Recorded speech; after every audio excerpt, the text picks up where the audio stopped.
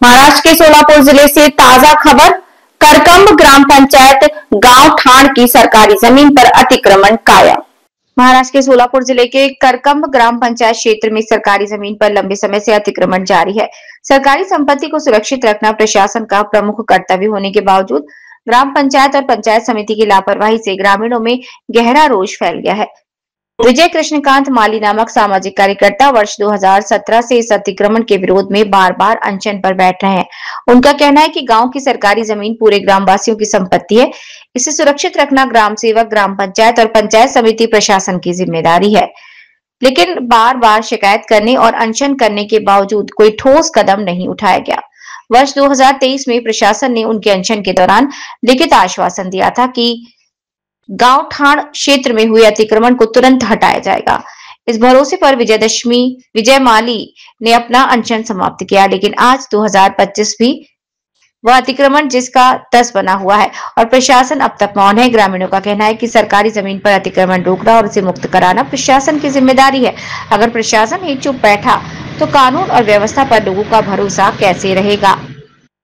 गांव की सरकारी जमीन पर अतिक्रमण होना केवल अवैध कब्जा नहीं बल्कि ग्राम प्रशासन की निष्क्रियता का प्रतीक है। ग्रामीणों ने मांग की है कि शासन और प्रशासन तुरंत कार्यवाही कर सरकारी भूमि को मुक्त कराए और दोषियों पर सख्त कार्यवाही करे। Crime bureau reporter Shri Nitin Karande, Pandharpur. हो, त्यावेळेस प्रशासन तुम्हाला काय लेखी दिलं तर? मला त्यांनी दिलं, मी उपोषणाला बसलो, मग 5वा दिवस होता माझा त्याच्यावर, मग ते त्यांनी हे केलं, मग जीसीबी त्यांनी लावला, मला अतिक्रम काढायसाठी जीसीबी लावला, मला संध्याकाळी त्यांनी उठवलं की त्यांनी माझी जीसीबी बंद केला आणि म्हणजे राहिलेलं काम तुमचं 1 महिन्याच्या आत पूर्ण करून देतो।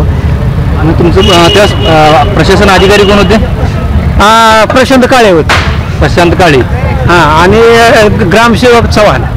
म्हणजे तुमचं म्हणणं असं आहे की 2023 साली तुम्ही ज्यावेळेस 5 दिवस आमरण उपोषण केलं त्यावेळेस प्रशासनाने तुम्हाला लेखी दिलं की आम्ही ते अतिक्रमण काढतो, 1 महिन्यात पूर्ण करून देतो, आणि तुमची दिशाभूल करण्यासाठी तिथे जीसीबी लावला आणि तुमचं उपोषण संपवलं आणि पुन्हा काम बंद केलं, परत काम बंद, परत आहे तसंच ठेवलं सगळं अतिक्रमण।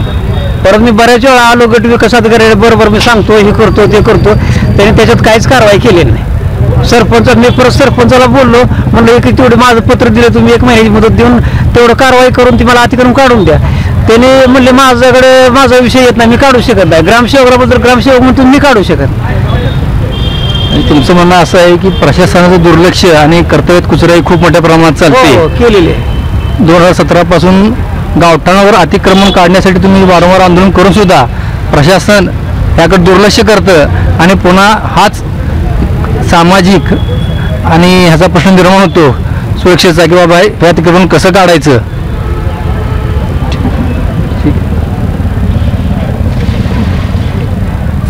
मागील 4 दिवसापासून पंचायत समिती बाहेर माळी म्हणून उपोषणासाठी बसलेले आहेत। त्याबद्दल त्यांचे जे आरोप आहेत त्याबद्दल अधिकाऱ्यांचं म्हणणं आपण जाणून घेऊया। नमस्कार। श्री माळी यांचा जो उपोषणाचा दिवस आणि मी पंढरपूर पंचायत समितीचा ज्या दिवशी प्रभार घेतला, दुर्दैवाने त्याच दिवशी त्यांचा उपोषणाचा दिवस होता।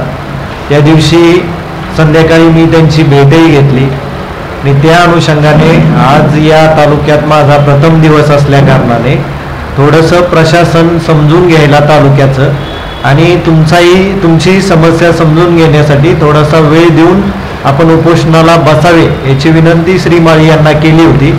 परंतु कदाचित ते काही प्रशासनाकडनं किंवा अन्य कारणामुळे त्यांना त्यांच्या समस्येवर ठाम राहायची गरज पडली असावी, त्यामुळे ते परत उपोषणाला बसले। आज रोजी मी करकम येथे त्यांच्या राहत्या घरी व संबंधित ठिकाणी त्यांच्या उपोषणाच्या समस्येच्या अनुषंगाने जी त्यांची रस्त्याची मागणी व अतिक्रमणचा विषय या संदर्भात पाहणी केलेली आहे आणि त्या पाहणीत ज्या त्रुटी आढळल्या किंवा ज्या गोष्टी प्रशासनाने करणे गरजेचे आहे, ग्रामपंचायत व ग्रामसेवक यांच्यामार्फत करणे गरजेचे आहे, या संदर्भात सूचना दिलेल्या आहेत। तरी या आपल्या न्यूज चॅनेलच्या माध्यमातूनही श्री माळी यांना माझी विनंती आहे की प्रशासनाला पूर अतिवृष्टी आणि दिवाळीच्या पार्श्वभूमीवर अतिक्रमण संदर्भात थोडं सहकार्य करावे, त्यांच्या समस्याचं निराकरण संवेदनशीलतेने करण्यात येईल याची मी त्यांना खात्री देतो. धन्यवाद. धन्यवाद सर.